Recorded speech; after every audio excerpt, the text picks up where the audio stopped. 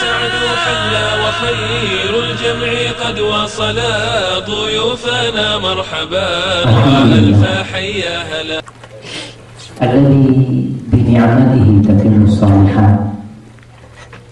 Segala puji bagi Allah Jalla Jalaluhu yang karena nikmat-nikmatnya kebaikan-kebaikan menjadi sempurna, yang karena kasih sayangnya niat-niat baik jadi terlaksana. Kemudian Allahumma sholli wa sallim wa zid wa barik wa an'im. Hari ini hari Jumat yang kata Rasul sallallahu alaihi wasallam, khairu ayyamikum yaumul Jum'ah fihi khuliqa Adam. Sebaik-baiknya hari kalian adalah hari Jumat, kata Rasul SAW. Pada hari itu Nabi Adam diciptakan, pada hari itu Nabi Adam dimasukkan ke surga, dan pada hari itu Nabi Adam diturunkan. Dan kelak pada hari Jumat, hari kiamat juga akan dibangkitkan. Fa'akhiru minas sholati alayya fa inna sholatakum ma'rufah. Kata Rasulullah SAW, maka banyak-banyaklah baca sholawat buat aku pada hari Jumat itu, karena adalah sholawat yang kita baca akan sampai kepada Rasulullah SAW. Pagi ini sejak fajar terbit sampai jam 9, setengah 10 mungkin sudah berapa banyak sholawat yang sudah kita bacakan buat Rasulullah SAW. Yang belum baca sholawat, saya kasih kesempatan 1 menit baca sholawat. Allahumma sholli ala Muhammad wa ala ali Muhammad kama shallaita.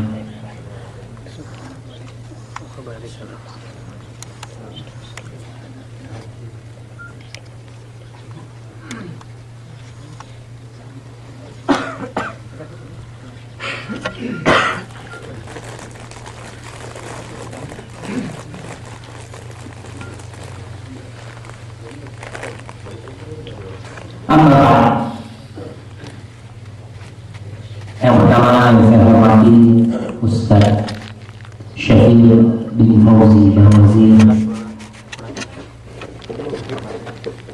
yang telah mengundang saya untuk datang ke tempat ini. Saya rasa tak pantas saya duduk di depan antum karena ada senior saya Ustaz Syafir Bawazir, tapi kadang-kadang senior itu mendorong juniornya supaya bisa meniru jalan seniornya. Saya berterima kasih kepada beliau karena sudah berusaha untuk mendorong saya datang ke tempat ini. Dan yang kedua, saya berterima kasih kepada bapak-bapak, saudara-saudara yang menyempatkan waktu untuk duduk bersama di dalam tenda untuk sedikit meluangkan waktu mengkaji tentang ayat-ayat Allah Subhanahu wa Ta'ala. Mungkin seminggu penuh kita bekerja capek, lelah ya. Sesungguhnya dengan menghadiri majelis ta'lim, rahmat Allah akan turun. Amin.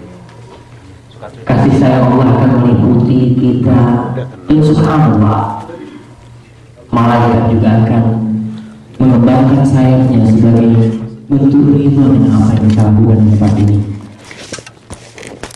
Judul atau topik yang akan kita bahas sudah disampaikan tadi adalah masalah utang.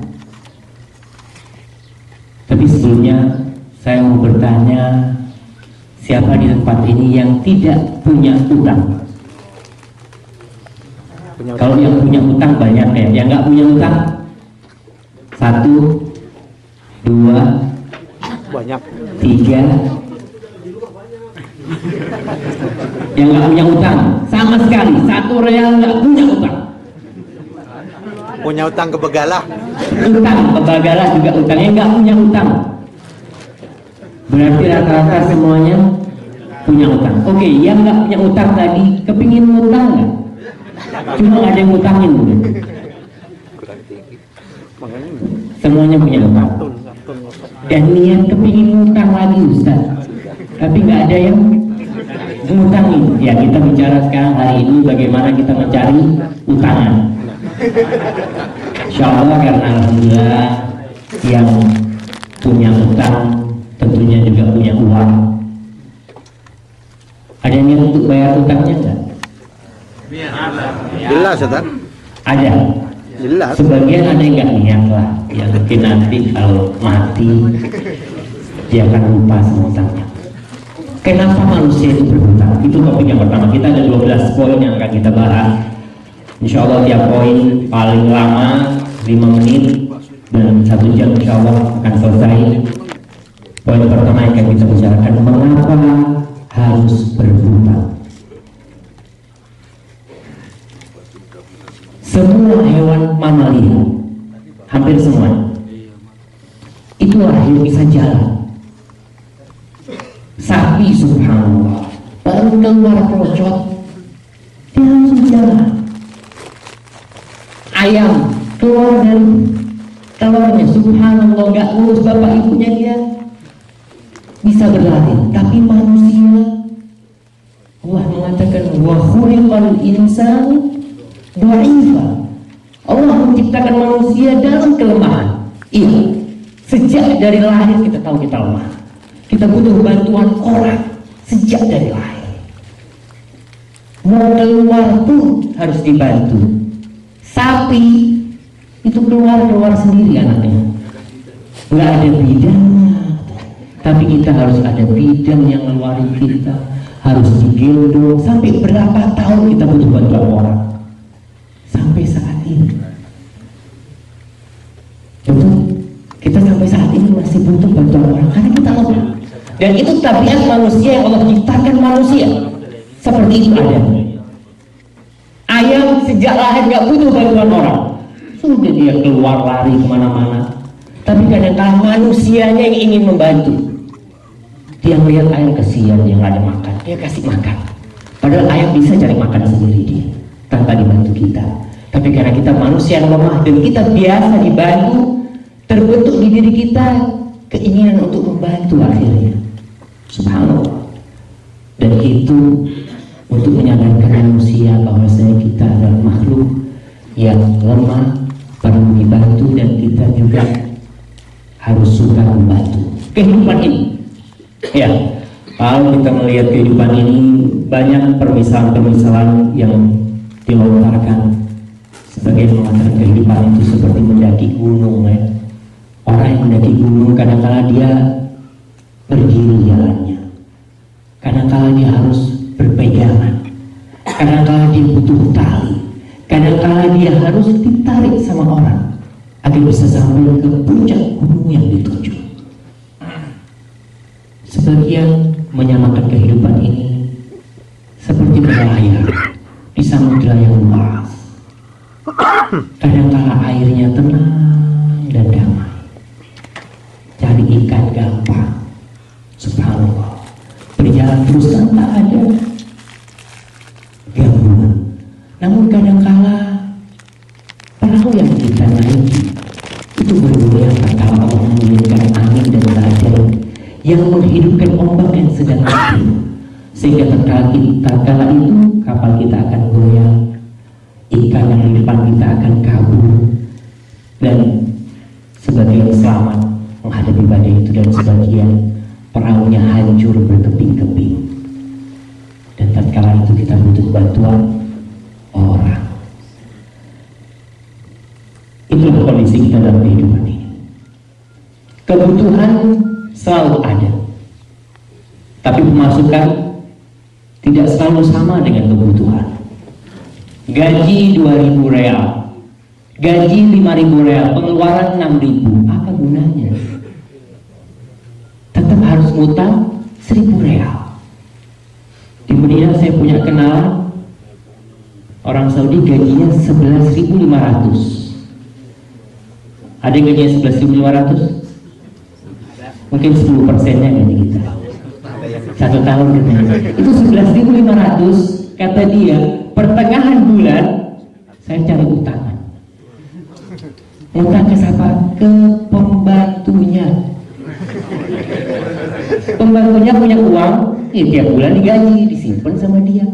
Majikannya punya uang, tiap bulan keluar, habislah itu uang. Maka kata dia, tiap bulan saya hampir pinjam uang sama pembantu saya. Biasanya saya pinjam 500 real. Nanti kalau kembalikan saya kasih pulsa 10 real supaya bulan depan dipinjemin lagi. Dia ngomong seperti itu karena butuh, dan itu kehidupan ini ya. Orang kadang-kala uangnya banyak tapi pengeluaran juga banyak. Kadang-kala kita punya uang sedikit, alhamdulillah pengeluarannya juga sedikit sesuai dengan apa yang kita miliki. Dan kadang-kala kita gaya hidup yang membuat kita hutang. Kita sebenarnya cukup, tapi istri kumpulnya sama orang kaya terus. Ya mau nggak mau, bang, katanya saya ke rumahnya Fulan, itu hordennya bagus banget. Kalau katanya suami, Allahu Akbar, yang hutang ke siapa? Karena yang dia dapat cukup buat makan dan cukup untuk kehidupan. Tapi gara-gara gaya hidup istrinya kumpul sama orang kaya, ya mau nggak mau harus mengikuti kehidupan mereka. Bapak Ibu bilang Allah SWT, dan juga yang membuat kita berhutang adalah adanya kredit-kreditan ya. Dulu orang jarang punya motor, mungkin yang punya bapak-bapak jarang yang punya motor. Kenapa? Mahal harganya dan nggak ada yang kreditin. Sekarang semua di kampung itu motor. Kenapa? Kredit. Karena banyak yang kreditin. Itulah yang menyebabkan kita akhirnya harus berhutang. Dan kadang-kala lembaga-lembaga yang menawarkan utang piutang seperti bank-bank juga menarik kita untuk berhutang. Padahal kita awalnya hidup biasa-biasa aja, tapi ngelihat wah ini ada utangan, bunganya sedikit. Tanpa bunga. Oh, tanpa bunga. Tanpa uang muka lagi. Tanpa uang muka tapi ada faedah katanya. Subhanallah. Dulu orang ketika dagang selalu disebutkan ini bermanfaat seperti ini macam-macam. Saya heran kemarin di Madinah, di tempat ngambil duit apa namanya? Money changer. Di money changer itu ada tulisan kita siap melunasi hutang Anda dan mengambil kreditan baru, kata dia. Bifawaid qalilah, dengan faedah-faedah yang sedikit, kata dia. Kalau orang kita wah nggak mau kita faedahnya sedikit. Padahal maksudnya bunga, maksudnya itu riba, tapi bahasanya fawaid qalilah, kata dia kita. Allahu Akbar. Ya, itulah mengapa kita akhirnya jatuh kepada hutang. Apa hukum utang piutang dalam Islam? Dan kenapa kok ada utang piutang juga diperbolehkan dalam Islam? Para ulama mendefinisikan bahasa Arabnya utang itu apa? Den, masya Allah, semuanya hafal. Masalah den, sulfah, terus qard. Di dalam Al-Quran Allah menyebutkan dua, yaitu den sama qard. Wa aqridullaha qardan hasanah, gitu semua. Kemudian ada wa idza ya ayyuhalladzina amanu idza tadayantum bidainin. Itu yang ada dalam Al-Quran. Apa sih definisi utang itu? Para ulama memberikan definisi yang banyak sekali, tapi intinya sama. Ibnu Qudamah mengatakan bahwasanya al-qard itu daf'u malin irfaqan. Iya. Daf'u malin irfaqan liman yantafi'u bihi wa yaruddu badalahu. Suaranya jelas? Iya. Iya. Utang itu adalah membayarkan sejumlah uang irfaqan liman yantafi'u bihi. Perlu diingat tujuannya adalah karena rasa kasihan kepada orang itu, untuk membantu itu, tapi dia mengembalikan sesuai dengan yang dipinjamkan. Itu namanya utang. Jadi dasar dari utang, memberikan hutang itu adalah kasihan, ingin menolong, ingin membantu, dan bukan cari untung. Sekarang kenapa orang buka lembaga-lembaga utang piutang? Apakah untuk membantu? Saya mau tanya sekarang, adakah bank di Indonesia yang memberikan utang piutang untuk membantu? Tujuannya mereka adalah untuk cari untung. Berarti sudah beda dengan syariat utang piutang dalam Islam yang tujuannya irfaqan liman yantafi'u bihi. Sebagian ulama mengatakan taqarruban ilallah, untuk mendekatkan diri kepada Allah. Jadi utang adalah salah satu bentuk ibadah, mendekatkan diri kepada Allah untuk membantu orang yang susah. Dan hukum dasar utang itu boleh. Kenapa dikatakan boleh? Karena Rasulullah SAW pernah berhutang. Diriwayatkan oleh Abdullah ibn Rabi'ah radhiyallahu anhu dalam hadis yang diriwayatkan Imam Tirmidzi dan Ibnu Majah, anna Nabiy sallallahu alaihi wasallam istaslafa minhu hina ghaza Hunain 30 atau 40 alfan. Disebutkan bahwasanya Rasul sallallahu alaihi wasallam pernah meminjam uang kepada Abdullah bin Rabi'ah sebanyak 30.000 atau 40.000 untuk persiapan perang Hunain tatkala itu. Untuk apa? Untuk persiapan perang Hunain. Iya. Dan agama Islam tidak bertentangan dengan akal pikiran manusia, dengan fitrah manusia, dengan kebutuhan manusia. Karena memang dalam kehidupan ini tidak semuanya punya duit. Tidak semuanya Allah ciptakan sama. Ada yang kaya, ada yang miskin. Oleh karena itu Allah SWT membuka peluang bagi mereka yang tidak punya utang untuk berhutang dalam rangka memenuhi kebutuhan hidupnya. Tapi perlu diingat kembali bahwasanya landasan dari menghutangi orang adalah untuk menolong dan membantu, bukan cari untung. Oleh karena itu para ulama mengatakan satu kaidah yang diambil dari aqwalus salaf, dari perkataan para sahabat, bahwasanya kullu qardin jarra naf'an fahuwa riba. Semua bentuk utang piutang yang menguntungkan itu riba.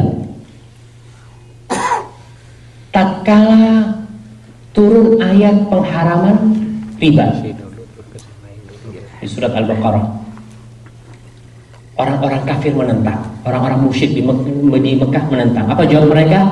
Innamal bai'u mithlur riba, kata mereka. Ya Allah, kok diharamkan riba ini? Padahal jual beli itu sama dengan riba. Sama enggak? Mungkin kalau dilihat dari lahirnya mungkin sama, orang berpikir. Saya beli barang 1.000 real, saya jual 1.100, dapat untung 100. Halal? Halal. Saya kasih pinjam teman saya 1.000 real, bulan depan kembalikan 1.100. Apa bedanya? Secara lain nggak ada bedanya, sama-sama untung 100. Tapi apa kata Allah? Wa ahallallahu al-bai' wa harrama riba. Tapi Allah menghalalkan bai', jual beli tadi. Allah mengharamkan riba karena sejak dari landasan jual beli adalah cari untung. Tujuannya jual beli adalah cari untung, tapi tujuannya utang piutang adalah membantu. Maka landasan utama dari niat sudah berbeda. Oleh karena itu Allah SWT mengharamkan semua bentuk utang piutang yang menguntungkan. Subhanallah. Itulah hukum Allah dalam masalah utang piutang, dalam artian bagi yang ingin utang itu boleh hukumnya. Tapi nanti kita akan bahas lebih dalam lagi di poin yang ketiga, yaitu berhutang untuk makan. Berhutang untuk makan. Nabi SAW adalah junjungan kita.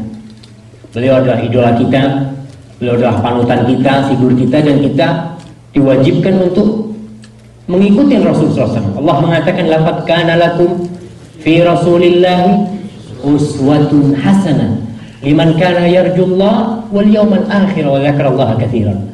Sesungguhnya telah ada di diri Rasul sallallahu alaihi wasallam suatu figur yang baik, panutan yang baik bagi mereka, liman kana yu'minu billahi, bagi mereka yang beriman kepada Allah dan hari akhir dan suka mengingat Allah. dengan banyak sekali. Rasulullah hutang, jadi kita harus berhutang. Betul? Rasulullah SAW pernah berhutang, kita juga harus ngutang. Siap setuju nggak? Ya kalau butuh mau gimana? Kita lihat bagaimana Rasulullah SAW berhutang. Nabi berhutang dalam kondisi yang mendesak. Jadi Nabi kita Muhammad SAW kapan berhutang? Kalau kondisi mendesak. Coba dibaca buku-buku bagaimana Rasulullah SAW berhutang. Rasulullah SAW berhutang di hadis Abdullah bin Buraidah untuk persiapan perang. Untuk persiapan perang. Yang kedua, Nabi SAW berhutang, pernah beliau berhutang beli seekor onta. Ya, butuh kendaraan orang itu. Maka wajarlah untuk berhutang demi kebutuhan yang asasi. Kalau nggak punya kendaraan susah, mungkin taksi mahal lebih baik. Pinjam uang, beli mobil atau beli motor, ya alhamdulillah bisa mengecilkan pengeluaran dengan cara seperti itu. Nabi SAW berhutang untuk beli gandum untuk makan. Diriwayatkan oleh Al-Imam Al-Bukhari rahimahullah ta'ala dari Aisyah radhiyallahu anha, dia mengatakan tufiya Rasulullah sallallahu alaihi wasallam wa dir'uhu marhunatun 'inda yahudiyyin bi 30 sa'an min sya'ir. Bayangkan Rasul sallallahu alaihi wasallam wafat dalam keadaan baju besinya itu digadaikan. Karena Rasulullah SAW ingin supaya utangnya itu enggak tetap utang, dia sebenarnya bayar dengan apa namanya, dengan baju besi itu. Ada jaminan untuk bayar itu. Rasulullah wafat dalam keadaan baju besinya digadaikan demi untuk mendapatkan 30 sok syair, gandum yang jelek lagi. Itu Rasulullah SAW. Beliau harus menghidupi istri-istrinya. Dan beliau tidak punya uang, akhirnya beliau berhutang. Allahumma sholli wa sallim ala nabiyyina Muhammad. Jadi hutang itu bukan aib. Kalau ada butuh, silahkan berhutang daripada mencuri. Orang biasanya kalau butuh, pikirannya itu maling sudah. Kemarin ada teman SMS, Ustaz katanya, saya ini punya utang 50 juta. Mobil mertua digadaikan. Mertua nggak mau tahu. Mobil harus kembali. Apa saya harus ngerampok? Dia seperti itu. Karena dia sudah cari kemana-mana nggak ada yang ngutangin. Kenapa Islam membuka pintu hutang? Supaya pikiran-pikiran jelek itu tidak datang. Kita manusia yang lemah ya. Bagaimanapun dekatnya kita kepada Allah Subhanahu wa ta'ala. Tapi kadangkala terpaan badai itu lebih kuat. Sehingga kita goyang kadangkala. Melihat celah kok kayaknya bisa ngerampok tempat itu. Tujuannya ya, saya tujuannya baik untuk bayar utang. Merampok dia. Tapi kalau ada yang mau nutupi utangnya, dia tidak akan merampok. Wallahualam, saya tidak menyuruh perampok ya. Bapak-bapak, ibu-ibu, ya, bapak-bapak jangan difahami saya ini menyuruh untuk merampok ya. Bagaimana Ustaz ngutang untuk makan? Ada orang ngutang, saya Ustaz ngutang berapa? 1 juta. Kenapa? Kepingin makan sop sarang burung Ustaz. Iya makan, tapi istrinya minta sop sarang burung. Sop sarang burung itu di Jakarta saya lihat di internet 250.000 satu mangkuk. Jadi nggak sama dengan Rasulullah. Rasulullah SAW ngutang beli gandum yang jelek untuk ngasih makan keluarganya.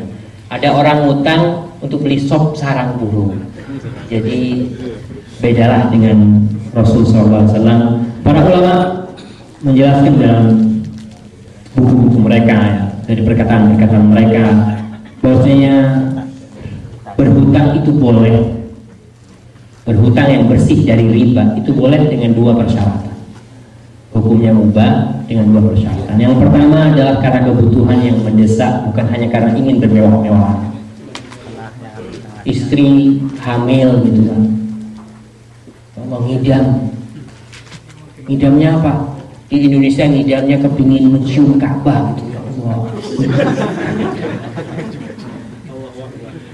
Ini gaji tiap dikirim habis, istri ngidamnya pengen Ka'bah, baik ngidamnya tapi nggak pada tempatnya gitu loh. Dia tinggal di SMS, ya saya ciumkan nanti Ka'bah sebagai gantinya gitu loh. Jadi yang pertama, syarat pertama boleh untuk kebutuhan yang mendesak dan bukan untuk bermewah-mewahannya, untuk rumah yang mewah, untuk yang lainnya tidak. Yang kedua, masalah yang pertama ini apa sih yang menyebabkan para ulama mengatakan tidak boleh atau hukum hutang itu akan berubah tatkala bukan untuk suatu hal yang mendesak. Bisa jadi nanti makruh, bisa jadi nanti haram, ya macam-macam hukumnya. Tapi hukum awalnya itu mubah untuk hal-hal yang terdesak. Karena kalau kita melihat sebentar lagi hadis-hadis Nabi yang menjelaskan tentang bahayanya berhutang, itu membuat kita harus berpikir tatkala mau berhutang. Al-Imam Ibnu Hajar Al-Asqalani rahimahullah ta'ala dalam Fathul Bari, tatkala beliau mengomentari hadis Nabi tidak mau mensolati orang yang punya hutang pada awal Islam. Dia mengomentari kenapa Nabi tidak mau mensolati orang yang punya hutang. Beliau mengatakan wa fi hadzal hadits isy'arun bi su'ubati amri dain, dan dalam hadis ini ada penjelasan, peringatan atas beratnya urusan hutang piutang. Wa annahu la yanbaghi tahammuluhu illa min darurah, dan tidak boleh seseorang itu berhutang kecuali tatkala darurat.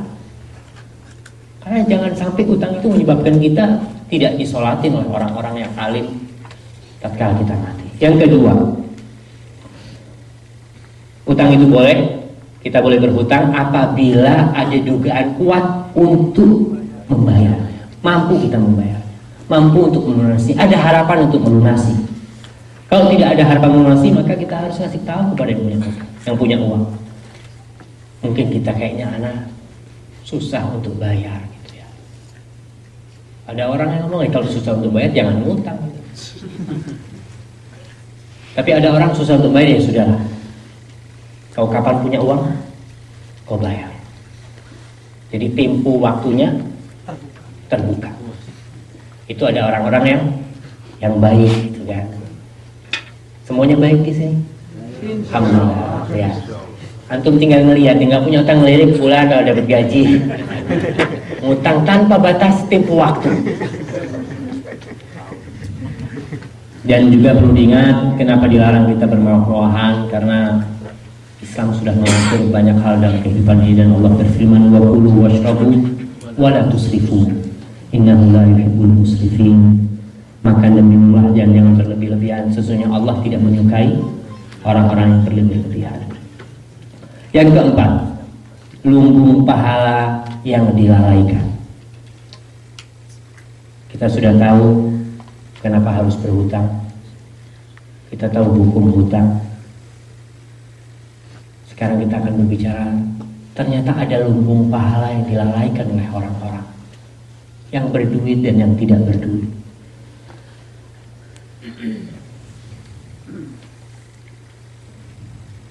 Allah SWT berfirman, ya ayyuhalladzina amanu ka'u wasjudu wa'budu rabbakum waf'alul khaira la'allakum tuflihun.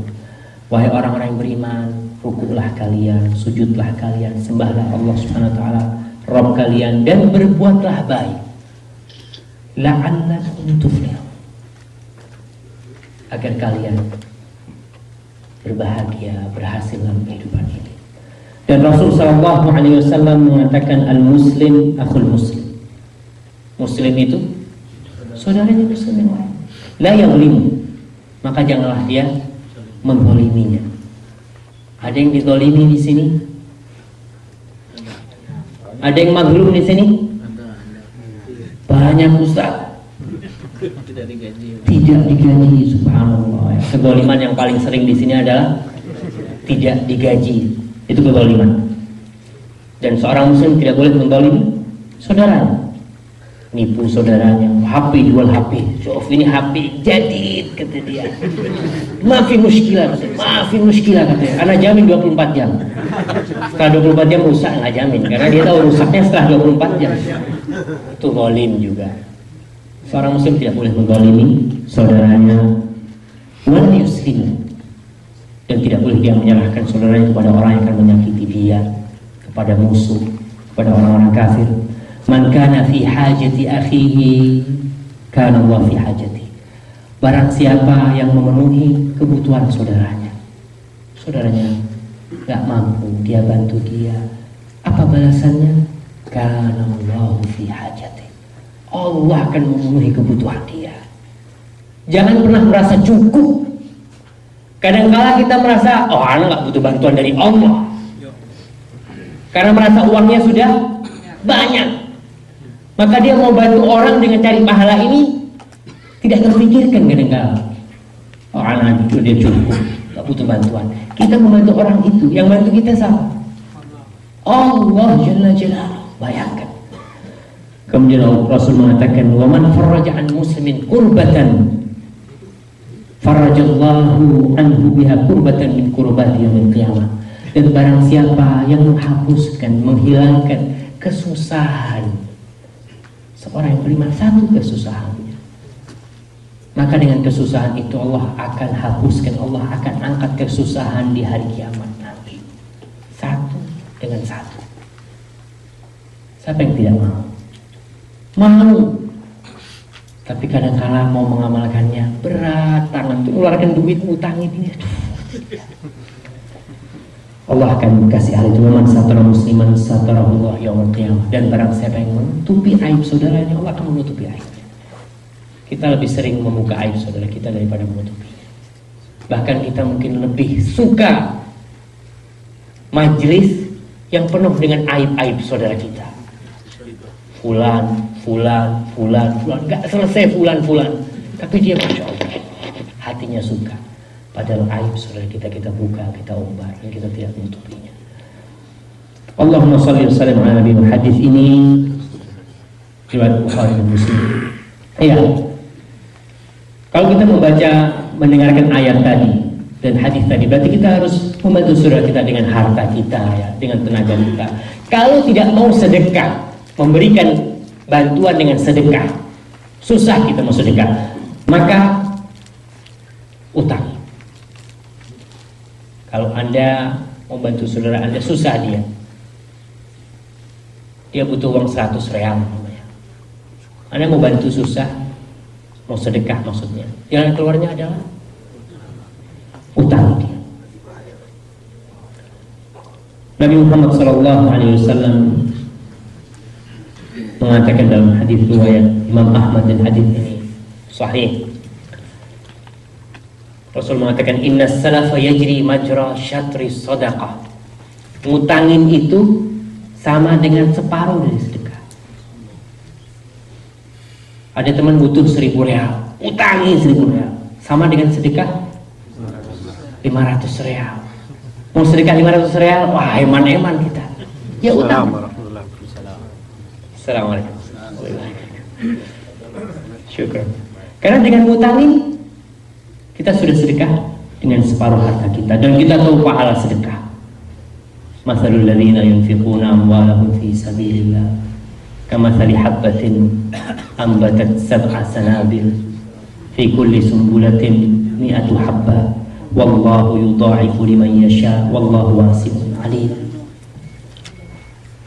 Permisalan sedekah itu, permisalan orang-orang yang menginfakkan hartanya di jalan Allah adalah seperti biji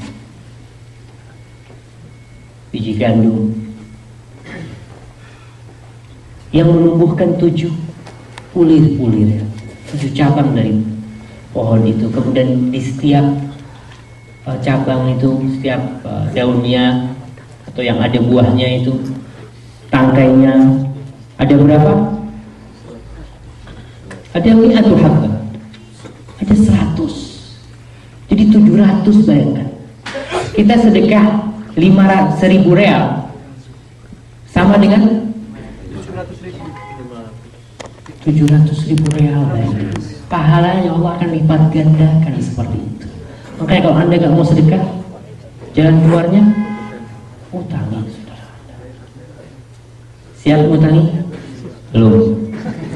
Ya, belum siap ngutangin, kita dengarkan hadis Rasul SAW. Kalau tadi di hadis yang pertama Rasul mengatakan sama dengan separuh sedekah, di tempat lain Rasul mengatakan sama dengan sedekah. Demi untuk membangkitkan jiwa-jiwa yang pelit, jiwa-jiwa yang susah membantu, yang kalau berangkat bareng-bareng ke restoran, 5 orang berangkat bareng, dompetnya paling cekat, lengket itu ke temennya, katanya dia, akhirnya temennya dulu yang lari, karena dia dompetnya dia lengket gitu. Nah, kita bicara untuk orang-orang seperti itu, ya dengarkan sabda Rasul SAW. Dari Buraidah radhiyallahu ta'ala mengatakan, qala Rasulullah sallallahu alaihi wasallam, man anzara muqsiran kana lahu bi kulli yawmin mithluhu sadaqah. Kata Buraidah, aku mendengar Rasul sallallahu alaihi wasallam bersabda, barang siapa menangguhkan tempo pembayaran hutang bagi orang yang sedang dalam kesulitan, maka dia akan mendapatkan setiap harinya ganjaran sedekah seperti jumlah nominal yang dia pinjamkan. Bayangkan, setiap harinya dapat pahala sedekah 1.000 real. Tiap hari kita sedekah 1.000 real. Siap ngutangin? Insyaallah. Belum siap. Oke. Rasulullah SAW akhirnya Buraidah mengatakan, aku mendengar sabda Nabi pada kesempatan lain, dan pada kesempatan berikutnya aku mendengarkan beliau bersabda, man anzara muqsiran falahu bi kulli yawmin mithlaihi sadaqah. Kata Rasulullah SAW, barang siapa yang menangguhkan tempo pembayaran hutang bagi orang yang sedang dalam kesulitan, maka dia akan mendapatkan setiap harinya ganjaran seperti 2 kali lipat jumlah nominal sedekah. Subhanallah. 1.000 dapat pahala berapa? 2.000. 2 kali sedekah. Siap ngutangi? Siap. Cari utangan dulu. Masih punya kita bicara tentang yang ngutangin, belum. Jangan yang ngutangan dulu. Masih punya yang mau ngutangin dulu. Kemudian hadis ini seakan-akan bertentangan. Rasul mengatakan sama dengan sedekah. Hadis kedua seperti 2 kali sedekah. Akhirnya Buraidah radhiyallahu taala anhu menanyakan hal itu kepada Rasul sallallahu alaihi wasallam. Ya Rasulullah, inni sami'tuka taqulu falahu bi kulli yawmin mithluhu sadaqah. Aku mendengarkan kau mengatakan dia dapat sama seperti sedekah setiap harinya. Sekarang fal'an falahu bi kulli yawmin mithlaihi sadaqah. Sekarang kau mengatakan 2 kali lipat, seperti 2 kali lipat sedekah. Apa kata Rasul sallallahu alaihi wasallam? Annahu man ma lam yahillu dain falahu bi kulli yawmin mithluhu sadaqah. Tatkala belum jatuh tempo, maka kita dapat sama dengan sedekah. Untuk orang yang kesusahan, ya, kita sama dengan 1 kali sedekah dengan jumlah nominal itu. Wa idza halal dain fa anzara. Tapi apabila sudah jatuh temponya sebulan, ya, pas tanggal 30 kita tagih dia nggak mampu, kita kasih waktu lagi dia, falahu bi kulli yaumin, maka dia akan dapat dengan setiap harinya. Setiap hari, berapa hari dia ulurkan waktu untuk orang itu, mithlaihi sadaqah, 2 kali sedekah. Subhanallah. Maka cepatlah dari orang yang mau dihutangi, bukan yang mau dihutangi. Kita lihat teman-teman yang nggak mampu, sudah jangan utang sama fulan, utang sama aku. Kenapa? Cari pahala sedekah. Kalau kita beriman, yang jadi masalah pahala sedekah ini kok nggak kelihatan.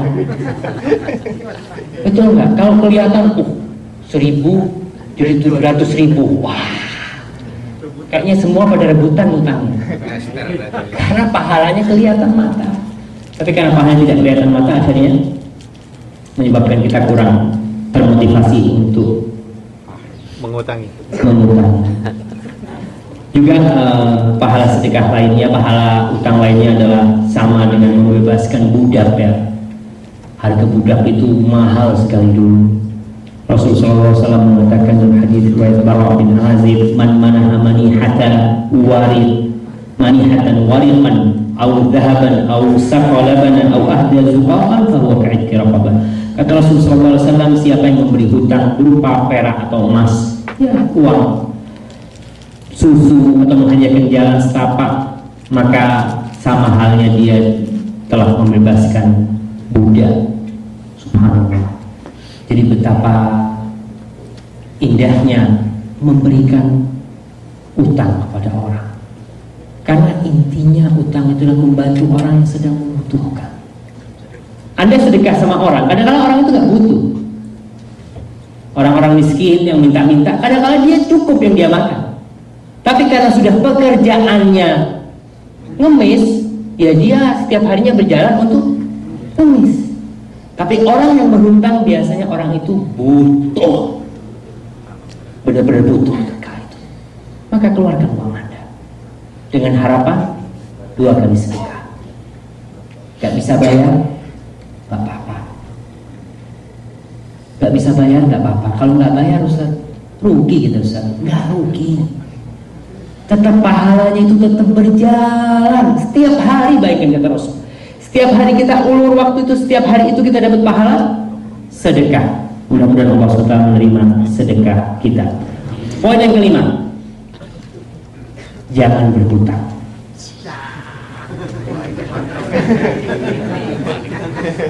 Seram hutang. Kalau tadi saya berbicara kepada orang yang utang, yang punya duit, sekarang saya ngomong orang yang mau utang, jangan ngutang. Kenapa? Simak. Kenapa tidak boleh hutang? Bukan tidak boleh, jangan. Ummul Mukminin Aisyah radhiyallahu taala anha, istri Rasulullah SAW, kekasih Nabi. Dia sering kali mendengar Rasul SAW berdoa.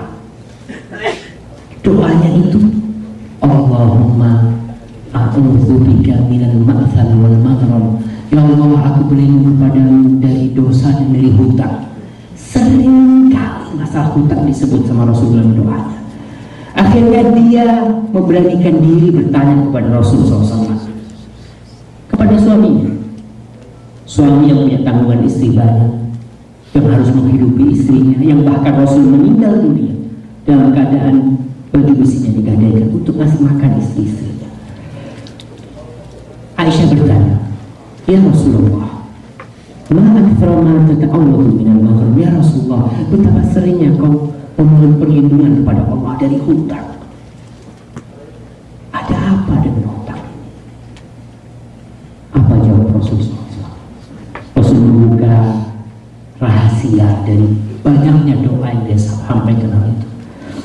Apa kata Rasul kepada Aisyah? Innahu man gharima haddatha fakadzab wa'ada fa'akhlaf. Kata Rasulullah SAW, orang yang berhutang biasa, kalau dia berbicara bohong, kalau dia janji ingkar sama janjinya. Karena apa? Nggak punya uang untuk bayar. Janji ba'da zuhur ala tur ba'da zuhur ba'da zuhur. Wallahi ma'alish ya gitu. Afwan, anak sebenarnya mau uang ini. Ada yang mau bayar utang sama anak gitu. Dia nggak bayar sama anak, ya akhirnya anak nggak bisa bayar sama itu. Insya Allah bukro, kata dia. Bukro seakan, kata dia. Harus ayah saat. Jam berapa dia datang, anak bayar. Besok datang lagi. Wow, kata dia. Anak ini benar-benar niat mau bayar utang. Tapi ya apa ya, fulusnya belum siap gitu. Sudahlah gini aja, biar anak nggak bohong lagi sama yang ini minggu depan. Dia tahu bohong dari mana, makanya dia ngomong biar nggak bohong lagi minggu depan. Minggu depan masih fulus. Oh, bayar dari mana? Itulah kejadian orang yang berhutang. Kebanyakan seperti itu. Dia bukan nggak mau bayar tapi nggak punya uang. Akhirnya dia menebar bau surga kepada orang yang punya duit ini. Besok itulah orang yang berhutang. Maka akhirnya dari hutang yang tidak berdosa menggeret dia kepada perbuatan dosa. Bukan satu dosa, bohong dan ingkar janji, yang dua-duanya sifat orang munafik. Gara-gara punya utang, maka jangan utang. Al-Imam Ibnu Qayyim rahimahullah taala dalam kitabnya Al-Fawaid menjelaskan kenapa Rasulullah SAW meminta perlindungan dari dua hal, dari maksiat, dari dosa, dan dari hutang. Kata beliau, Rasul SAW meminta perlindungan kepada Allah dari perbuatan dosa dan banyak hutang, karena banyak dosa akan mendatangkan kerugian di akhirat, jelas. Sedangkan banyak hutang akan mendatangkan kerugian di dunia, jelas. Kita akan kehilangan teman-teman kita. Kemarin baik sama kita, gara-gara bayar hutang menghindar. Dia bukan nggak mau bayar hutang, tapi nggak ada uangnya gitu. Karena malu dia menghindar. Maka kalau bisa jangan berhutang. Disebutkan dalam beberapa riwayat hadis, tapi hadis itu dhaif, mengatakan utang itu hammun bil lail wa madallatun fin nahar. Utang itu adalah kegundahan dan kegelisahan di malam hari dan kehinaan di siang hari. Malam mikir, wah, apa yang mau dijual untuk bayar utang? Gak ada. Besok gimana kalau ketemu sama fulan ya? Besok pagi dia takut menghindar, akhirnya terasa hina gitu, gara-gara hutang. Maka sekali lagi jangan berhutang. Rasulullah SAW banyak berdoa juga, dari doanya Allahumma inni a'udzubika minal hammi wal hazan, hadits riwayat Bukhari. Aku berlindung kepadamu dari hal-hal yang menyedihkan dan menyusahkan, wa minal azzi wal kasal, dari kelemahan dan malas, wa minal bukhli wal jubn, dari sifat bakhil dan dari sifat jubn, pengecut, wa dhala'i dain wa ghalabatir rijal, dan dari dililit hutang dan ditindas oleh orang-orang. Biasanya orang kalau dililit hutang di Indonesia itu sekarang ada debt collector, iya, khusus tagihan hutang. Kenapa? Gara-gara hutang itu ada.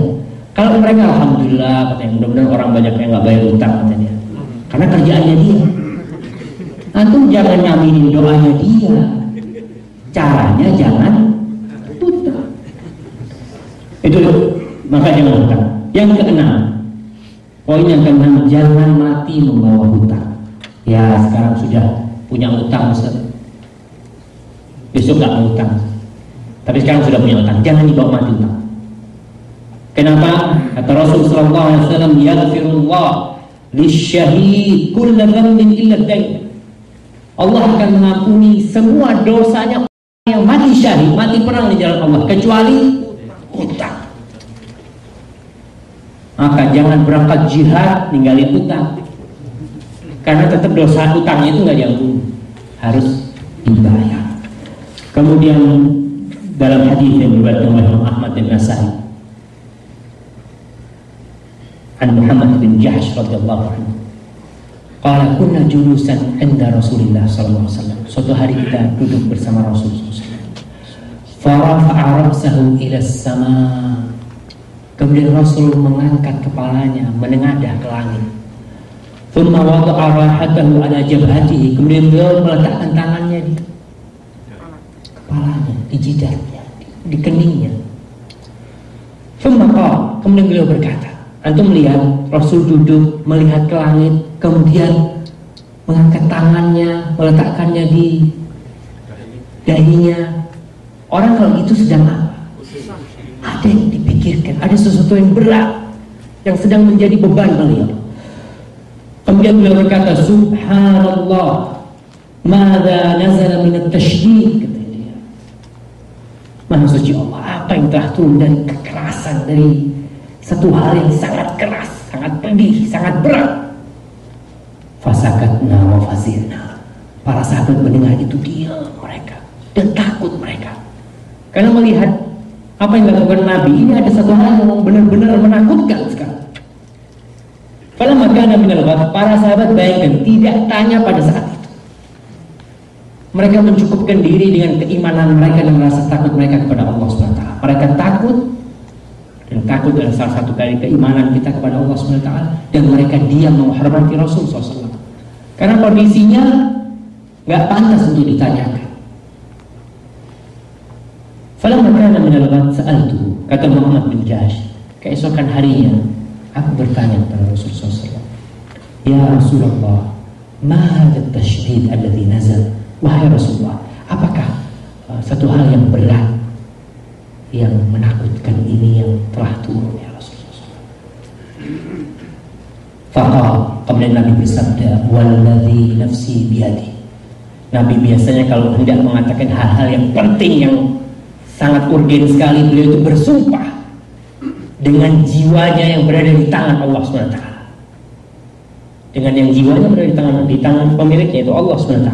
Lau anna rajulan qutila fi sabilillah, andai kata seseorang terbunuh di jalan Allah, thumma uhya, kemudian dia dihidupkan, thumma qutil, kemudian dia berjuang kembali dan dia terbunuh kembali, thumma uhya, kemudian dia dihidupkan kembali untuk berjuang kembali, kemudian dia mati lagi, wa alaihi dainun ma dakhala al-jannah hatta yaghfi anhu dainahu, dia tidak akan masuk surga.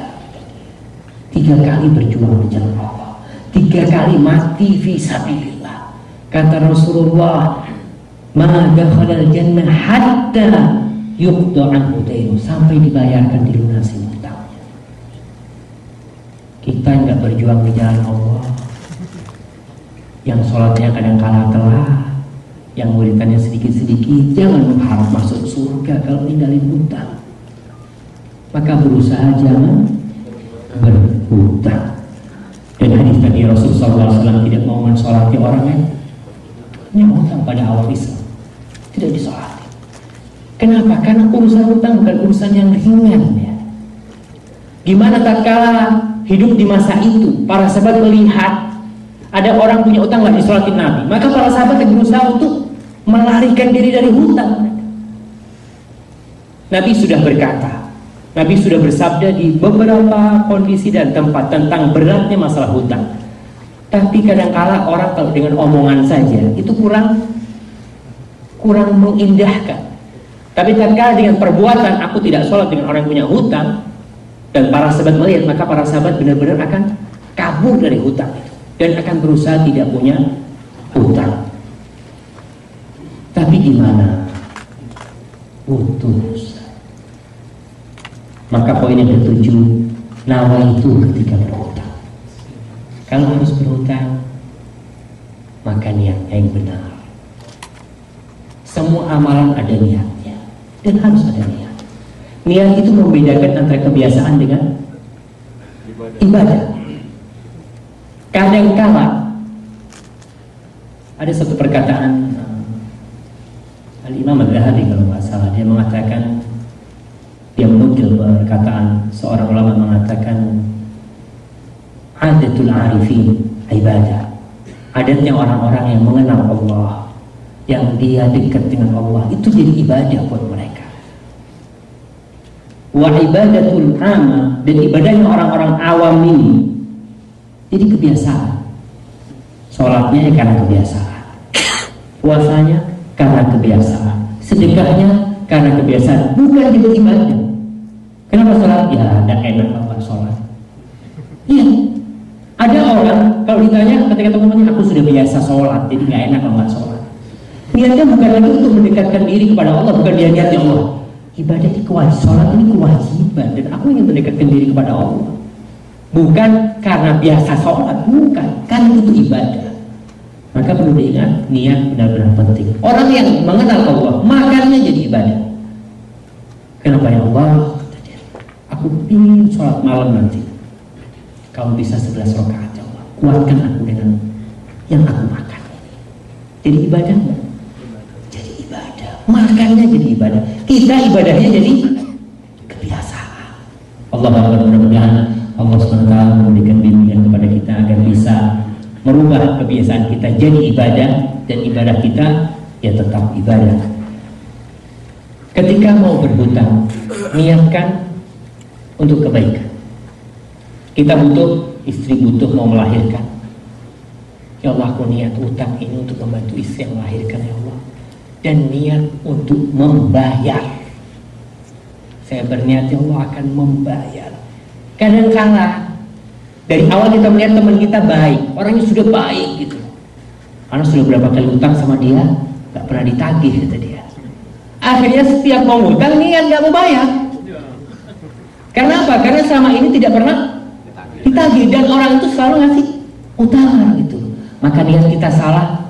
Ingat Rasulullah SAW bersabda dalam hadis riwayat Ibnu Majah dan sahih hadis ini, ayyuma rajulin yadaynu dainan wa huwa mujmi'un alla yuwaffiyahu iyyahu laqiyallaha sariqan. Barang siapa yang berhutang dan dia berniat, berkeinginan untuk tidak melunasinya, maka kelak dia akan berjumpa dengan Allah sebagai seorang pencuri. Bedanya kalau pencuri gak ngomong, kalau dia ngomong aku pinjam. Kalau pencuri ngambil ya, tapi sama-sama ngambil uangnya. Maka orang yang niat gak mau bayar, dia akan berjumpa dengan Allah dengan membawa dosa pencuri. Yang aku tidak mencuri, kau telah mencuri uang saudara dengan cara meminjam, tapi niatnya tidak mau mengembalikan.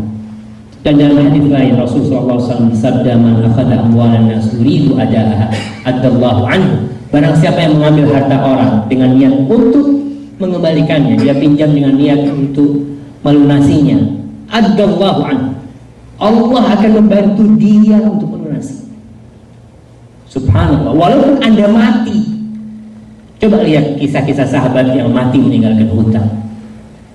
Kalau nggak salah Zubair bin Awam, dia meninggalkan hutang banyak.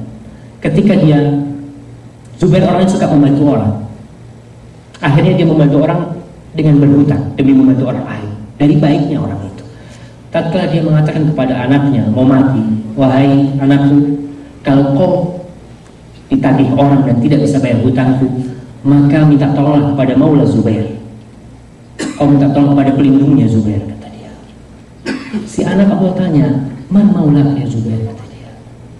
Allah Jalla Jalaluhu, kata dia. Allah yang akan melindungi aku, kata dia. Kau minta tolong sama Allah bila nggak bisa bayar hutang bapakku, kata dia.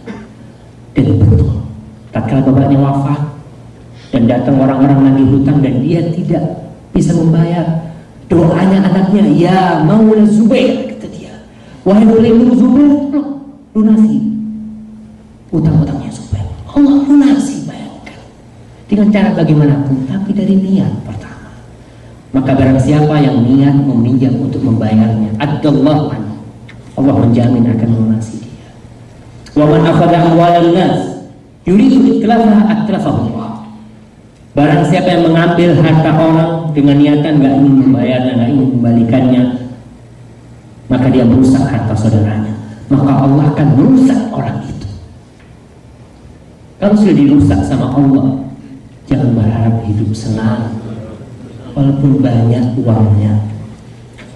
Ya, terpaksa hutang, niat yang benar. Yang kedelapan, jangan menunda-nunda membayar hutang. Niatnya sudah benar, tapi jangan menunda-nunda membayar hutang. Rasulullah SAW adalah panutan kita. Bagaimana Rasulullah SAW membayar hutang? Diriwayatkan dari Rafi' an Abi Rafi' anna Rasulullah SAW istaslafa min rajulin bakra. Rasulullah SAW pernah meminjam, berhutang seekor unta yang masih muda. Faqadimat alaihi ibilu min ibilis sadaqah. Rasul berjanji kalau datang uang sedekah, unta hasil sedekah, hasil zakat nanti akan dibayar sama Rasulullah SAW. Ketika datang, amar Abu Rafiq ayat biar rajul bakrahu. Kemudian Abu Rafiq Rasul menyuruh Abu Rafiq untuk melunasi hutangnya Rasul kepada seorang sahabat. Rasul berangkat, Abu Rafiq berangkat untuk melunasi. Ternyata unta yang muda nggak ada, yang ada yang sudah apa kalau istilahnya unta ini? Sudah gagah-gagah gitu ya, yang memang sudah kuat-kuat, unta-unta yang sudah umurnya lebih dari yang Rasulullah SAW pinjam tatkala itu. Kata Abu Rafi, Rasul, aku nggak ketemu kecuali khiyaran tubaiyah, unta yang bagus dan yang umurnya sudah lebih tua dari yang dipinjam Rasulullah SAW. Apa kata Rasul? A'tihi iya, berikan kepadanya unta yang bagus-bagus itu. Inna khiyaran nas ahsanuhum qada'an. Orang yang paling baik adalah orang yang paling baik ketika melunasi hutang. Jangan baik sama temennya, mentraktir temennya gitu ya. Tapi kalau suruh melunasi hutang, bulet katanya.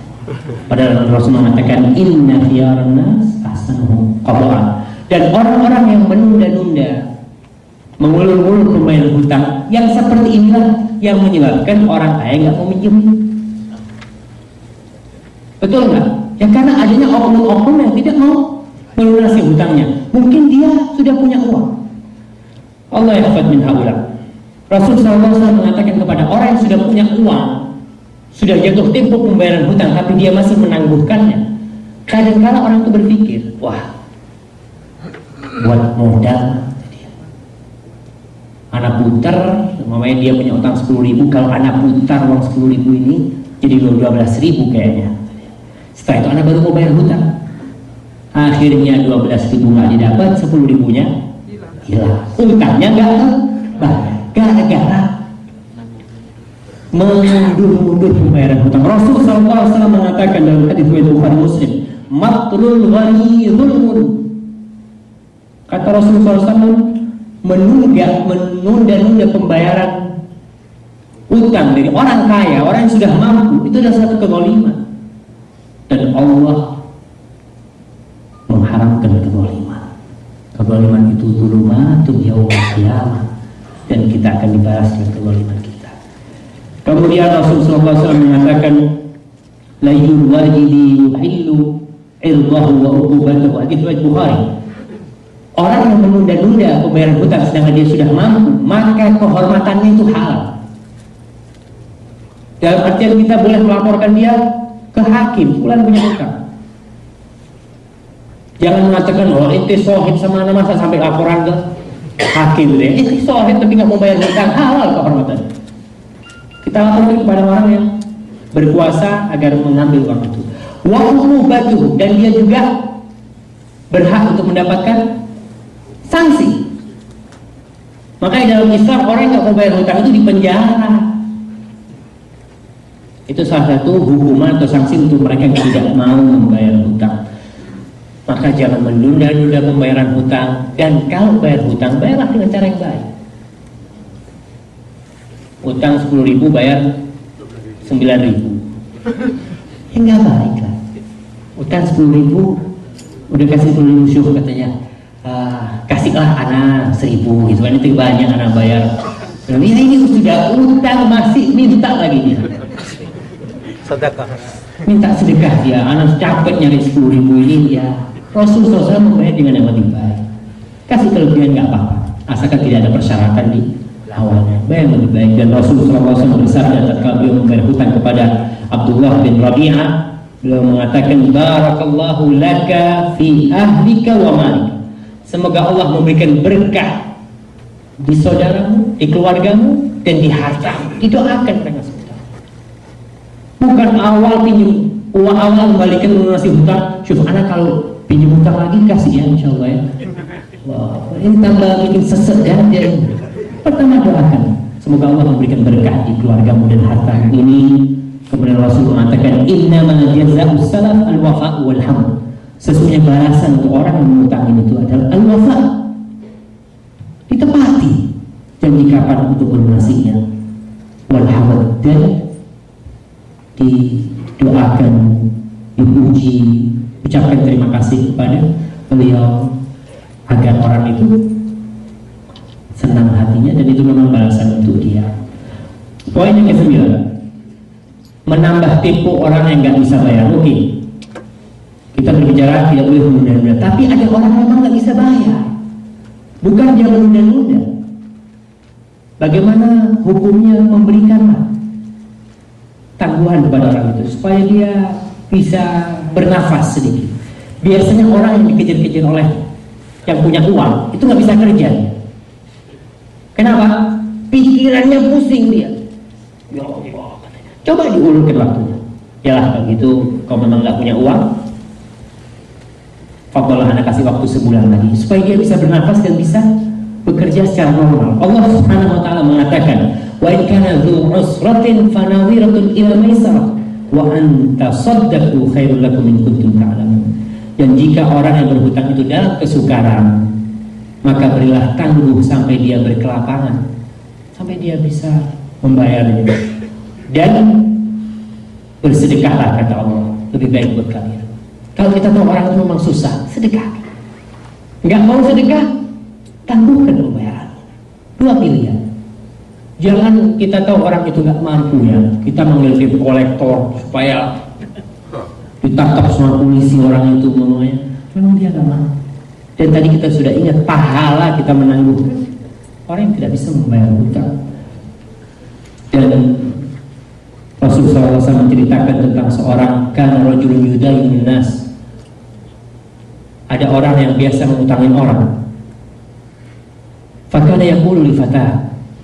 Dia biasa berbicara kepada yang bekerja buat dia. Idza ataita mu'siran, bagi lihat dan renungkan.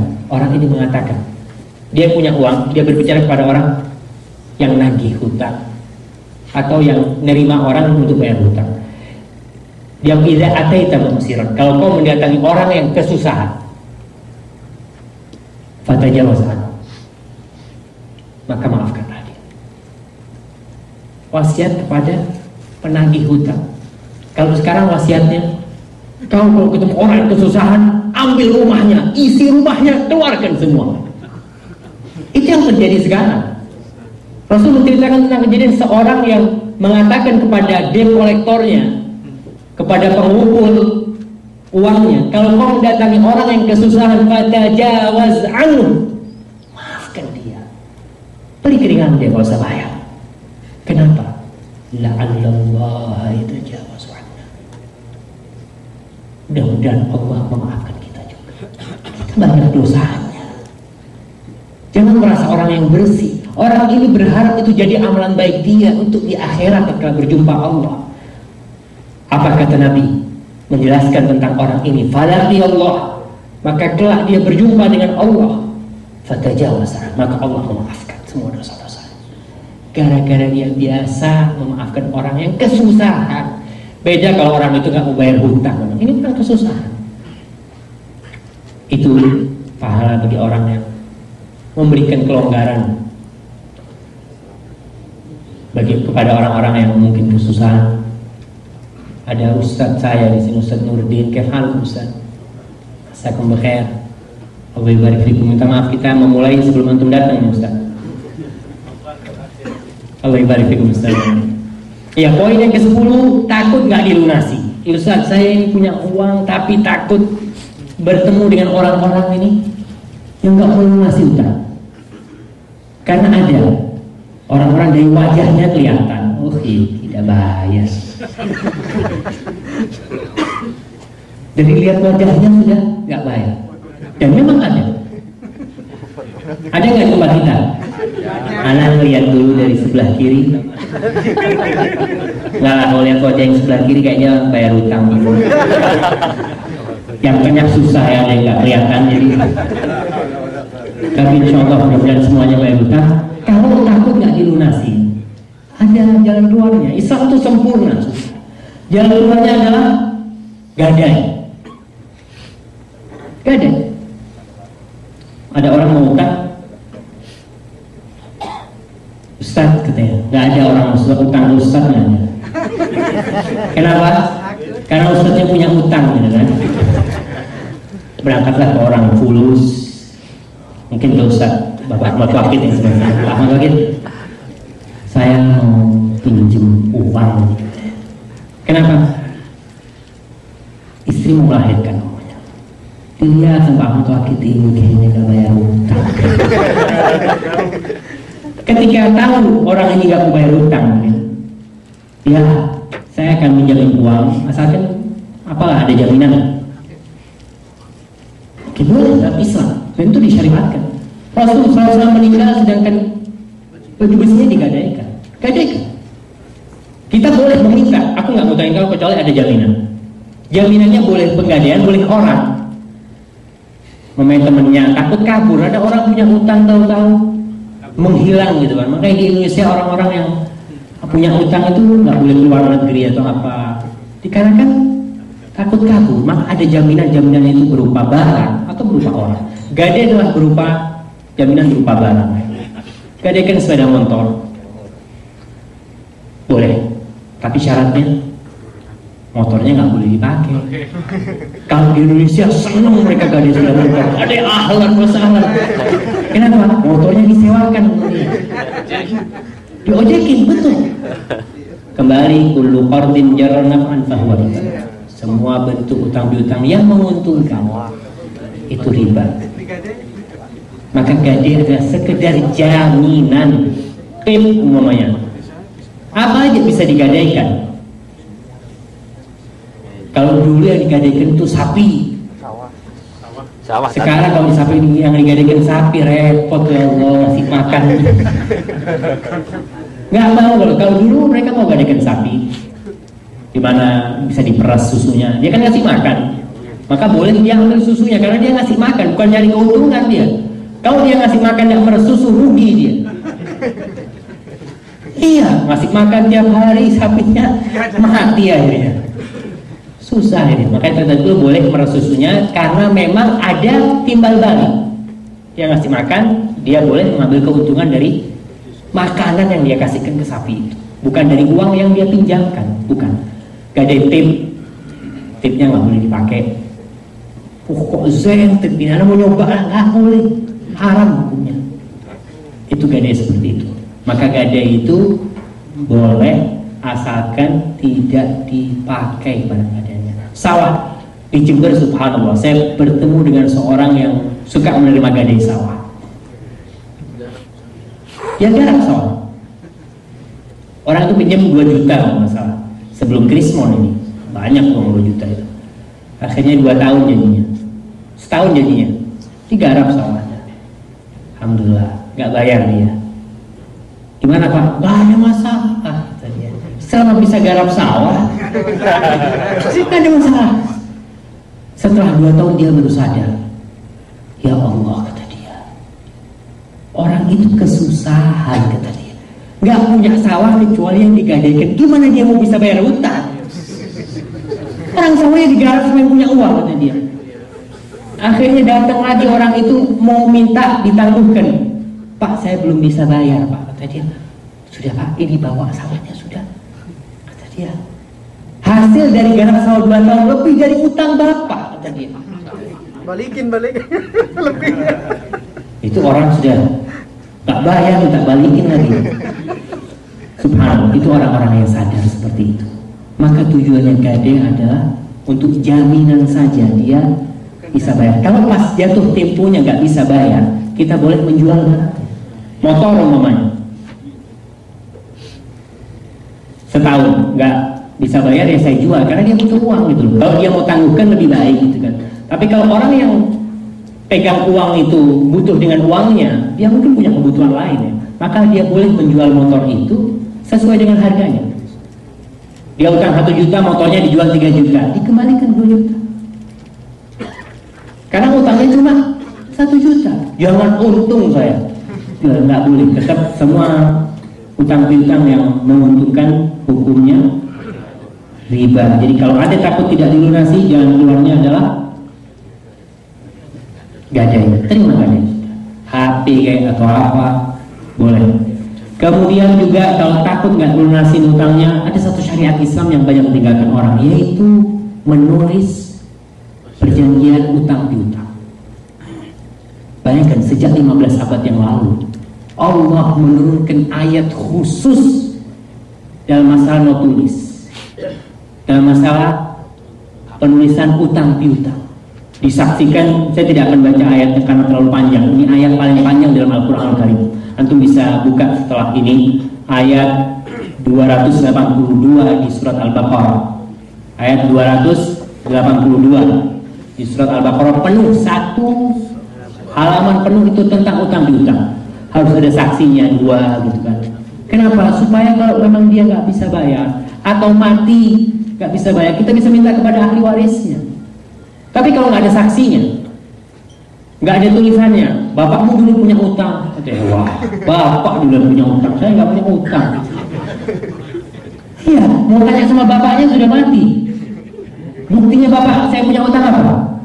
Ya nggak ada gitu. Allah. Tapi kalau memang ketika itu nggak ada orang yang bisa dijadikan saksi, nggak bisa menulis, ya mudah-mudahan Allah memaafkan kita. Dan itu anjuran dari Allah demi agar kita tidak ditipu orang, dan agar orang yang punya utang nggak lupa. Kadang-kala saya punya utang sama istri, pinjam uang karena nggak ditulis, lupa saya.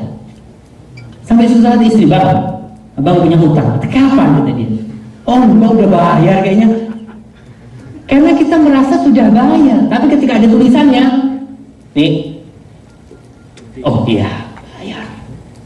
Kita juga akan bayarnya itu enak gitu, karena benar. Soalnya kadang-kadang kita kayaknya sudah bayar, belum bayar. Sudah kayaknya, sudah belum ribut. Tapi ada tulisan, ada saksi 2, dan ditulis. Kalau diingat utang itu bukan aib, kalau kita butuh, sehingga kita malu mau utang kalau ada saksinya. Wah, anak utang jangan ngomong sama orang. Nggak apa-apa, anak utang, so ini tulisannya. Antum tanda tangan, saksinya siapa, selesai. Dipegang sama orangnya, antum pegang kopinya. Ketika pelunasan, tanda tangan, sudah dilunasi, selesai. Dan ingat, utang bukan aib ya. Dan kalau memang butuh, Rasulullah SAW berhutang, tak kalah butuh. Dan ke-11 dan yang ke-12, yang terakhir, mana kok hilangin Ustaz? Wah, Ustaz hilangin tulisannya. Oh ini, alhamdulillah ada. Ustaz ini sekarang ilmunya di buku ini. Kalau hilang nggak bisa ceramah Ustaznya. Iya. Supaya nggak kemana-mana, jadi supaya gampang. Yang ke-12, tip-tip agar bebas dari hutang. Gimana supaya kita terlepas dari hutang ini? Ini adalah ringkasan dari kajian kita sebenarnya yang tadi kita baca. Pertama, sebelum terprosok dalam lembah hutang, sebelum berhutang, yang pertama ridholah dengan yang sedikit dari Allah SWT. Ridholah dengan yang sedikit. Gajinya 1000 ya sudahlah. Bagaimana 1000 itu cukup? Bagaimana 1000 itu tidak sampai keluar ke yang tidak dibutuhkan? Apalagi sekarang dengan adanya HP ya, tiap hari telepon ke istrinya, Masya Allah. SMS gak cukup Ustaz. Ya ridholah. Karena memang keuangan sedikit, ridholah dengan yang sedikit. Yang kedua, jangan mengutamakan kebutuhan-kebutuhan sekunder atau yang primer.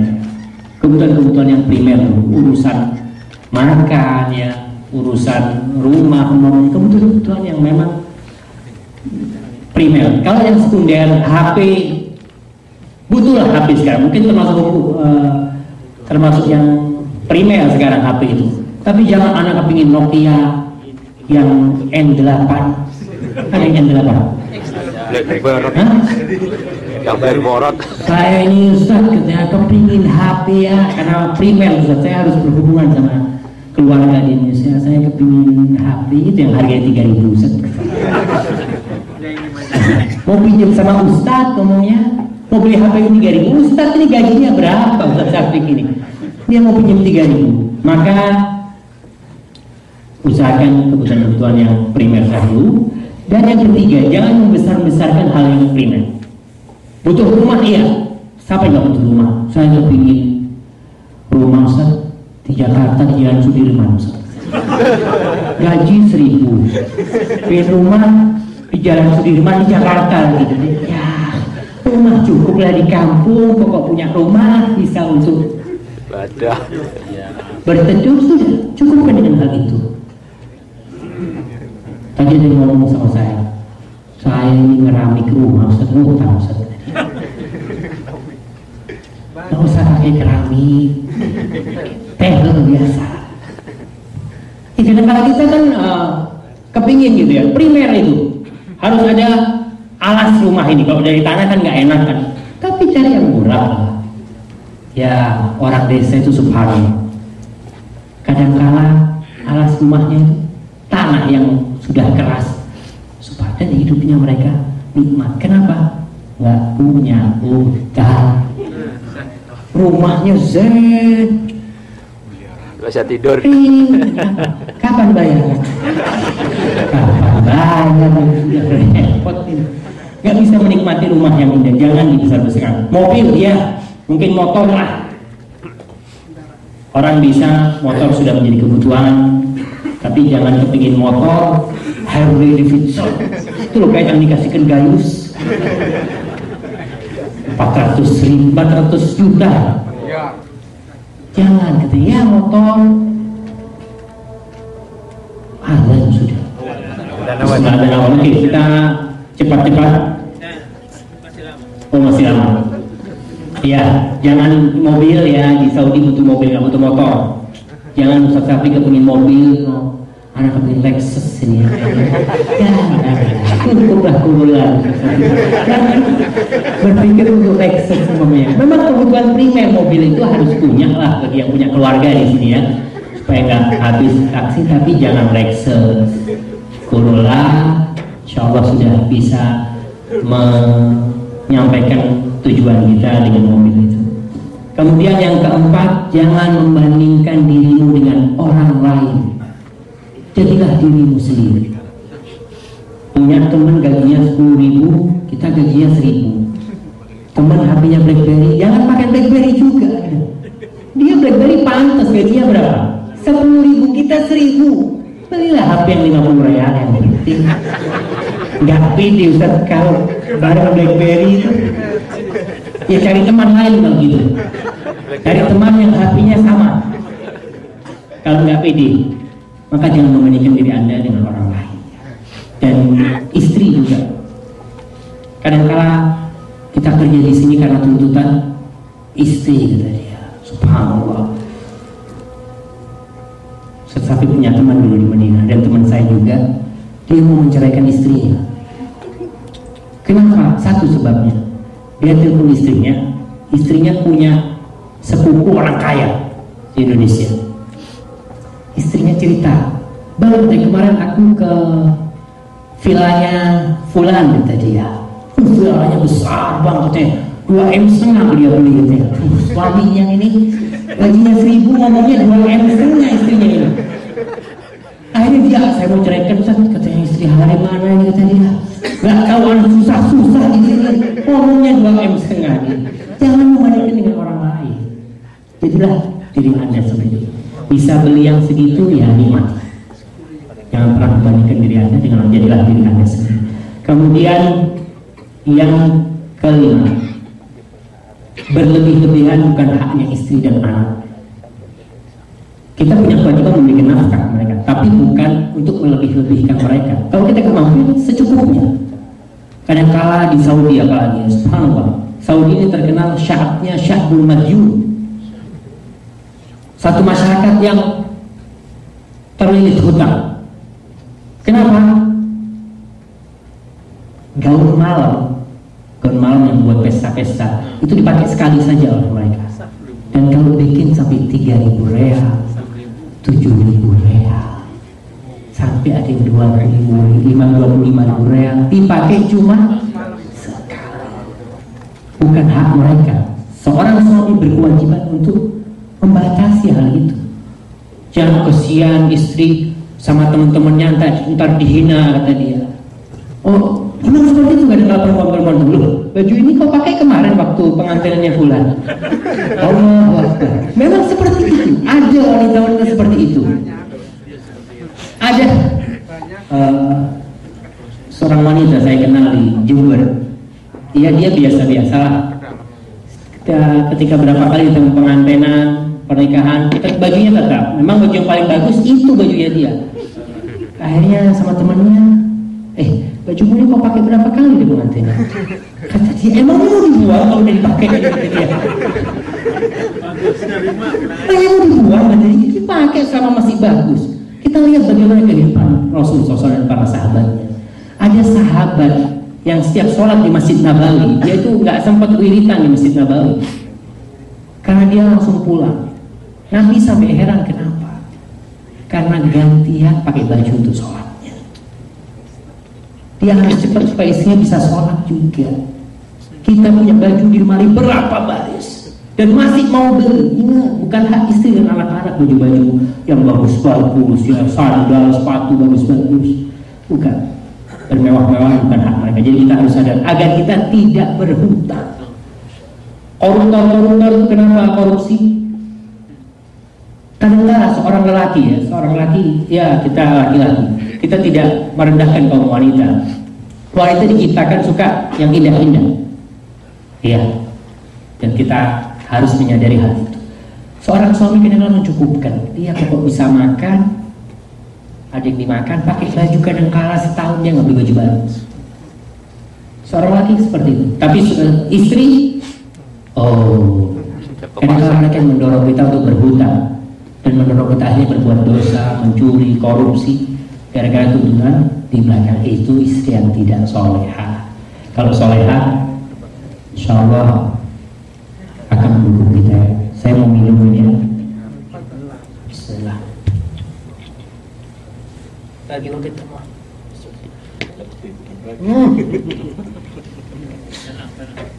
Sudah lebih katanya. Ya, kalau itu saya utang waktunya, nanti dibayar pengajian yang lain. Boleh kan? Boleh dapat pahala. Yang ke-7, yang ke-6, terbuka tentang masalah keuangan kepada keluarga. Kalau susah, ngomong sama istri supaya istri tahu. Jangan kelihatan mobilnya wah keren terus nggak tahu perusahaannya mau bangkrut. Istri minta macam-macam karena berpikir suaminya masih bekerja, padahal dia tiap hari keluar dari kerjaan. Tapi malu ngomong sama istri. Sekarang saya sudah ada teman-teman dari yang udah berapa bulan nggak digaji, ngomong sama istrinya. Memang keadaannya seperti ini. Jangan malu, karena malu itu akan membuat kita berhutang yang membuat kita lebih malu. Supaya menutup wajah kita di depan mertua kita ya. Wah, anak ngawinkan anak-anak sama istri karena ente kaya dulu deh. Sekarang itu jatuh miskin bukan urusan anak. Kebutuhan istri tetap ikut sesuai dengan pemasukan. Ketika kita kaya, kita harus loyalah kepada istri kita. Mungkin kebutuhannya agak lebih, tapi ketika memang uang itu seret, ya kita harus terbuka. Sekarang seperti ini, seperti itu, ya tolonglah dibantu ya. Itu yang ke-6. Yang ke-7, istri tidak harus tahu keluar masuknya uang. Tidak harus tahu. Tidak ada kewajiban istri harus tahu berapa yang masuk, berapa keluar. Biasanya kalau istri tahu, itu kasihan dia. Kenapa kasihan? Dia sering sakit hati. Kalau kita ngasih orang tua kita, dia itu ngomong iya, tapi ya Allah, kok bapak aja terus dikasih, ibunya terus dikasih. Aku minta ini nggak dibeliin. Tapi kalau dia nggak tahu, kita ngasih orang tua kita, dia nggak pernah sakit hati. Maka istri tidak harus tahu, tapi dalam beberapa kondisi mungkin kita harus ngasih tahu, seperti kondisi-kondisi yang susah. Mungkin ada orang laki yang nggak bisa megang duit, ada yang seperti itu, maka kasih tahu istri, suruh dia pegang uang kita. Karena ada laki-laki yang foya-foya, yang kadang-kala sama sahib-sahibnya suka diharati ya, suka dibohongin. Oh, ini ada restoran saya nanti, oh berangkat kata dia yang bayarin. Tapi kalau istri yang megang duitnya, jangan waduh nggak fulus sana. Jadi nggak bisa dibohongin. Maka dalam kondisi tertentu ajak musyawarah istri tentang keluaran dan pemasukan, atau mungkin dia yang menangani keuangan kita. Kalau kita memang tidak bisa memegang uang, dan perlu diingat hal itu tidak harus. Kemudian yang ke-8, jangan terbuai dengan kredit. Rumah kredit, Allahu Akbar. Ya kalau nggak mampu, kita mampu beli rumah yang tanpa kredit, beli yang tanpa kredit. supaya kita tidak terjatuh kepada utang. Seperti teman-teman lah yang kerja sama orang di Saudi dia kredit rumah di Indonesia omel 50 juta, terus banyak-banyak. Kredit mulai bulan Februari, bulan Maret dipecat dia. Bisa bayar kreditan? Bisa akhirnya. Ini utang. Tapi kalau dia bisa membeli rumah tanpa kredit ya lebih baik. Jauhi kredit, apalagi dengan motor. Kalau Anda bisa punya uang 5 juta, bisa beli motor bekas, jangan beli yang baru dengan kredit. Dan itu yang terjadi di Saudi ini. Orang-orang Saudi banyak yang nggak punya rumah, karena mereka terjebak dengan kredit. Mobilnya bagus-bagus, tapi bukan orang kaya. Mungkin kita lebih kaya dari majikan kita. Punya rumah, alhamdulillah di Indonesia. Majikan kita gajinya 10.000 nggak punya rumah, nyewa dari Syukoh ke sini, Syukoh ke sana. Kenapa? Mobilnya kredit terus. 3 tahun Camry jual, kredit lagi, baru lagi kredit terus. Maka jauhi kredit sebisa mungkin. Dan di Saudi ini memang banyak godaan-godaan ya. Semuanya kredit sekarang. Betul? HP bisa kredit, beli laptop kredit, beli mesin cuci kredit, kulkas kredit, mau memenuhi rumahnya pengantin baru bisa kredit semuanya. Akhirnya malam pengantin baru yang biasanya syahrul asal katanya, masuk ke rumah, aduh kulkasnya berbayar. Susah hidupnya, lemes akhirnya. Naik ke kasurnya yang indah, dekat sama istrinya.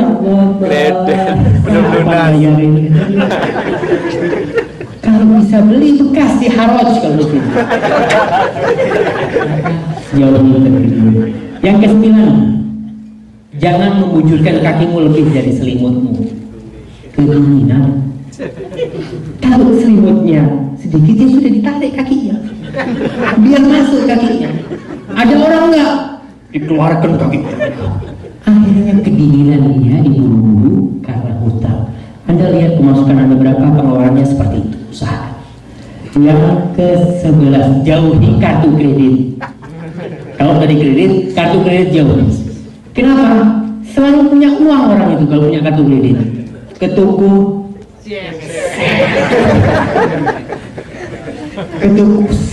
kok nggak bisa ini kata dia. Saya kan sudah habis. Gara-gara apa itu? Karena dia nggak pernah ngitung uangnya. Dan terjadi seperti itu. Orang-orang banyak gara-gara kartu kredit yang kadang-kala diutangin oleh bank kartu kredit itu kan. Maka dia akhirnya terjebak dalam hutang. Dan yang ke-12, yang ke-11, jangan dekat-dekat dengan bank. Jangan dekat-dekat dengan bank. Anda butuh apapun jauhi bank. Cari tempat lain untuk utang. Walaupun terpaksa. Kalau sudah dekat sama bank, rumahnya biasanya hilang. Banyak orang yang punya rumah kesian gara-gara dia kepingin usahanya lebih besar, akhirnya jangan usaha, rumahnya hilang. Karena Allah tidak memberikan berkah di bank itu. Yang ke-12 dan yang terakhir, bukan yang terakhir, masih banyak lainnya. Yang ke-12, banyak-banyak berdoa. Doa Rasulullah SAW, Allahumma inni a'udzubika minal hammi wal hazan wal ajzi wal kasal wal jubi wal bukhl wa dhala'id dain wa qahri rijal. Banyak-banyak baca doa itu supaya kita tidak berhutang ya.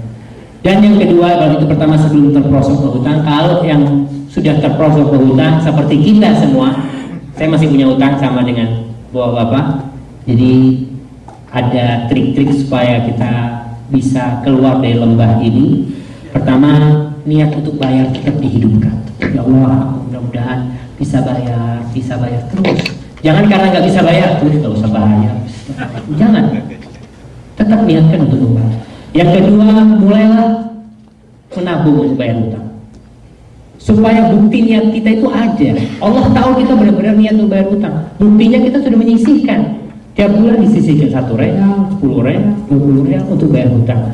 Yang ketiga, berdoa ya. Mohon sama Allah SWT dalam sebuah hadis an Sayyar bin Hakam an Abi Wa'il qala ata Aliyan rajulun faqala, pernah seorang datang kepada Ali bin Abi Thalib Amirul Mukminin, dia mengatakan, ya Amirul Mukminin, ini ajaztu an mukatabati, aku gak bisa bayar hutang. Dia seorang budak yang hendak membebaskan dirinya, maka dia hutang dirinya, aku gak bisa bayar, fa'inni, bantulah aku.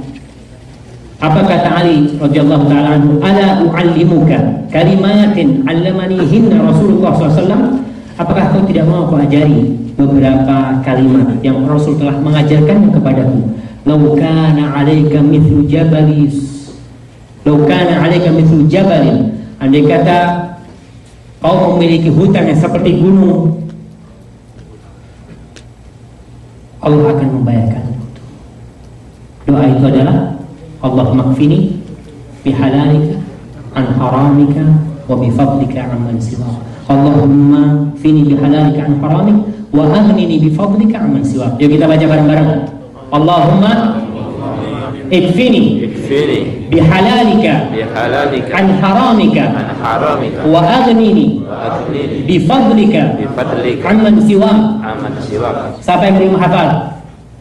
Banyak.